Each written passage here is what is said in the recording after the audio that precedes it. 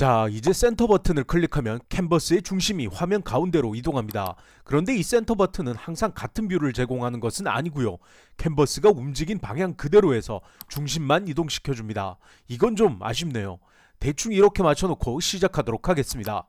왬은 기본 도형과 커브를 사용해 모델링을 하는데, 기본 도형은 각각의 특성을 가지고 있는 큐브, 실린더, 세피어 이렇게 3개로 구성되어 있습니다. 먼저 큐브는 각각의 단면을 돌출시키거나 줄일 수 있고요. Alt키를 누른 채 드래그하면 오브젝트의 중심을 기준으로 상하 좌우가 대칭되게 변형이 가능합니다. 그리고 축의 중심에 하얀 사각형이 있죠. 이걸 클릭해 드래그하면 Shift와 Alt키를 동시에 누른 것처럼 비율을 유지시키며 크기를 조절할 수 있습니다.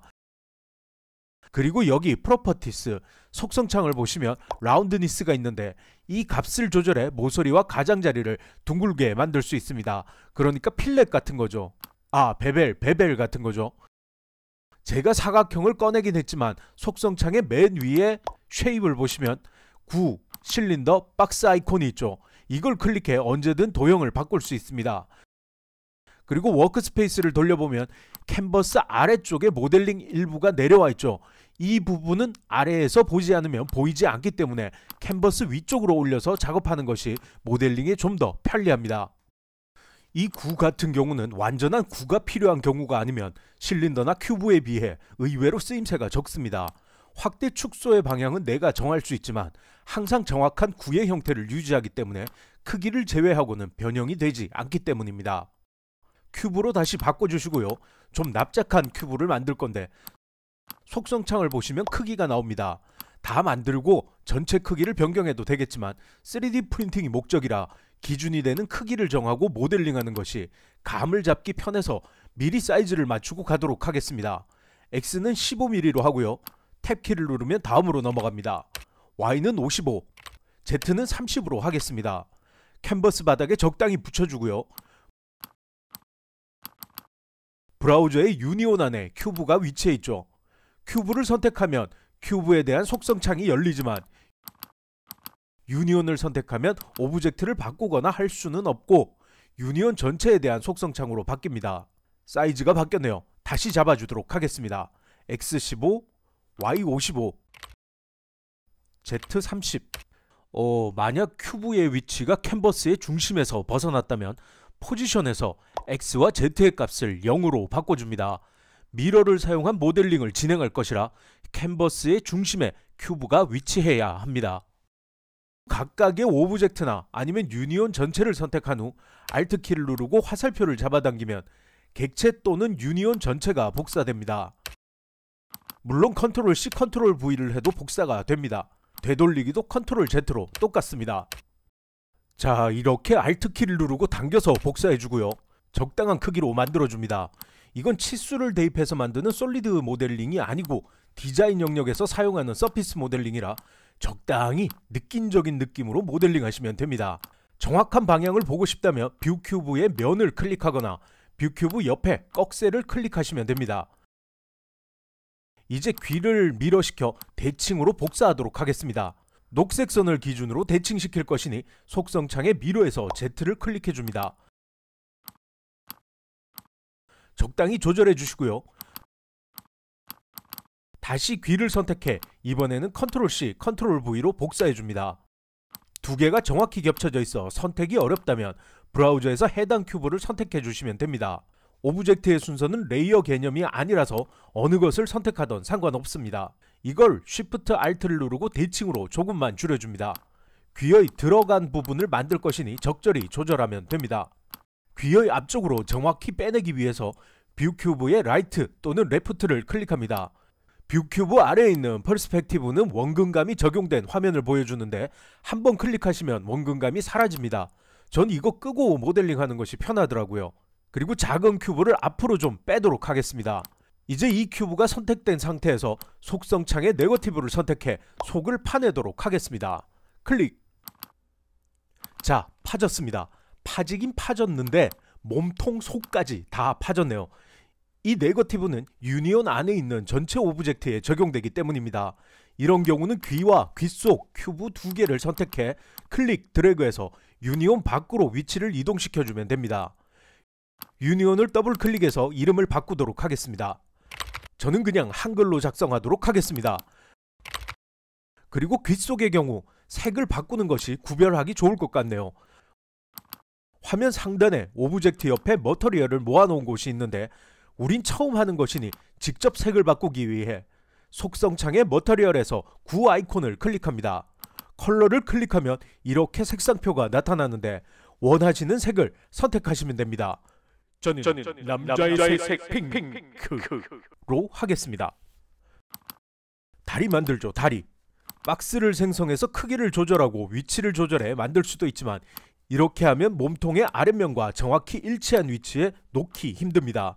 물론 스냅을 활성화시켜 위치를 조정해도 되지만 이거 은근 귀찮거든요.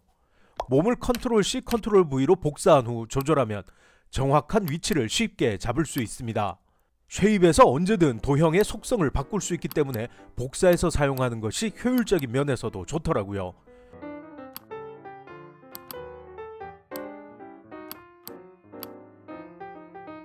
역시나 Z축으로 미러를 시켜주고요. 적당히 다듬어줍니다.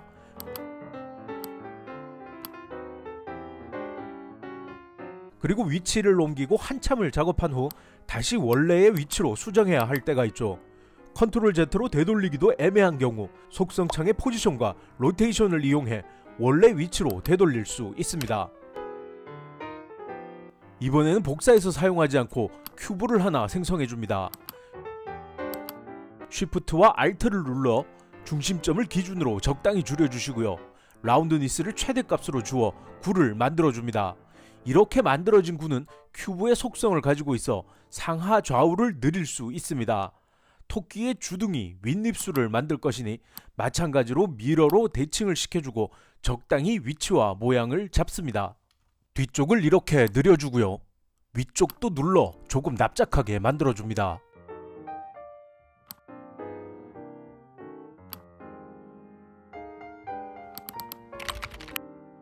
이번에는 코입니다. 복사해서 사용하면 같은 유니온 안에 생성되기 때문에 아무것도 선택하지 않은 상태에서 큐브를 생성하면 별도의 유니온으로 나눠집니다.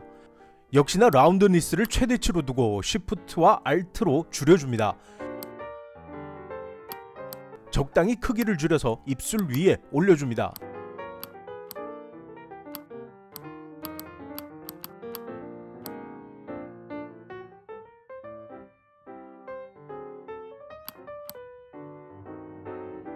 기본 머터리얼과 배경의 색이 비슷해서 뭔가 잘 보이지 않는 것 같으니 배경색을 바꿔주죠. 화면 상단의 백그라운드를 클릭해 원하는 배경색으로 바꿔줍니다. 코 유니온을 클릭하면 나타나는 메뉴에서 Add Another Shape를 선택합니다. 이렇게 여러 곳에서 기본 도형을 꺼낼 수 있습니다. 이건 속성창에서 구로 바꿔주죠. 그리고 코 옆에 적당히 위치시켜주고 네거티브로 변경해줍니다. 역시 미러를 해주면 간단하게 콧구멍이 만들어집니다. 눈을 만들기 위해 이번에는 실린더를 생성합니다. 라운드니스는 역시 최대치로 설정합니다.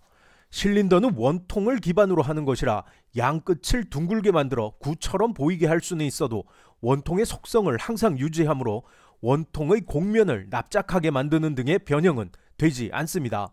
캡슐 같은 모양으로 만들어줍니다. 역시 적당히 위치를 잡아주고요.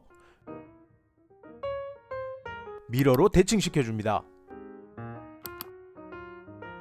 이번에는 눈을 선택한 상태에서 Alt키를 누르고 Z축을 당겨 복사합니다.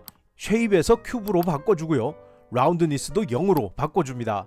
눈동자가 될 크기로 적당히 줄인 다음에 눈 안쪽으로 위치시켜 네거티브를 적용해줍니다. 머터리얼에서 색상을 까만색으로 바꿔줍니다. 미러로 복사하면 원본의 속성을 그대로 가져오기 때문에 따로 미러를 시킬 필요는 없습니다. 다시 눈을 복사해서 이번엔 유니온 밖으로 빼줍니다. 눈꺼풀을 만들 것이니 눈보다 약간 크게 확대시켜줍니다. 각 오브젝트에 마우스를 올리면 열쇠 아이콘과 눈 아이콘이 나오죠. 여기서 눈 아이콘을 껐다 켰다 하면 어느 정도 크기인지 대충 감을 잡을 수 있습니다. 이번에는 아무것도 선택하지 않은 상태에서 큐브를 하나 꺼내줍니다. 눈꺼풀의 절반이 보이게 조절해 주시고요. 이걸 네거티브 시킬 것인데 유니온의 첫 번째 오브젝트는 활성화가 되지 않으니 방금 꺼낸 큐브를 상단 눈꺼풀 유니온으로 클릭 드래그해서 넣어줍니다. 그리고 네거티브를 클릭. 벌써 귀엽다, 그죠? 코 색깔을 귓속 색깔과 맞춰주죠. 코를 클릭한 다음 화면 상단에 머터리얼을 열어보면 마이 머터리얼이라고 내 모델링에 적용된 색상이 모여 있습니다. 여기서 같은 색상을 찾아 클릭하면 적용됩니다. 왕관 모양의 스티커가 붙은 머터리얼은 유료 버전에서 사용 가능합니다. 입술도 원하는 색으로 바꿔줍니다. 참고로 미러가 적용된 오브젝트는 원본만 선택이 가능합니다.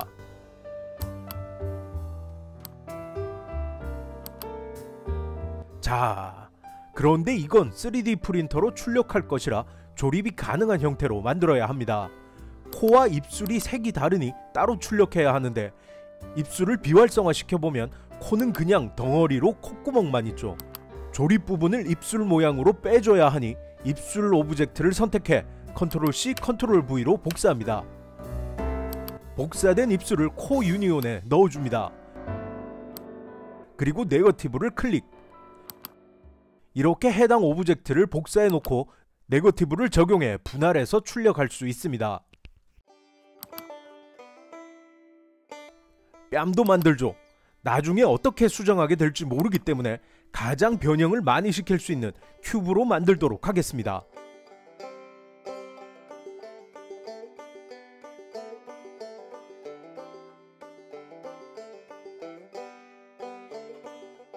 오, 귀여워 귀여워.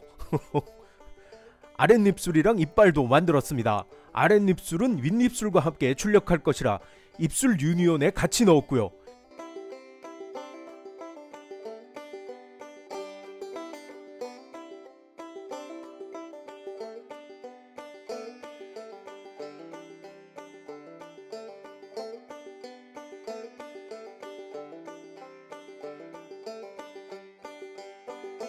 이빨은 색상이 다르니 조립하기 위해 별도의 유니온으로 만든 후 복사해서 입술 유니온으로 옮기고 네거티브를 적용했습니다.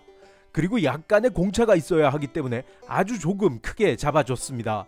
이건 프린터의 정밀성에 따라 다르기도 하고 공차에 대해 알아야 하기 때문에 정확히 맞추기에는 연습이 좀 필요합니다. 접착제를 사용할 생각으로 적당한 크기로 만들도록 하겠습니다. 워낙에 간단한 프로그램이라 2회로 끝날 줄 알았는데 생각보다 길게 가네요.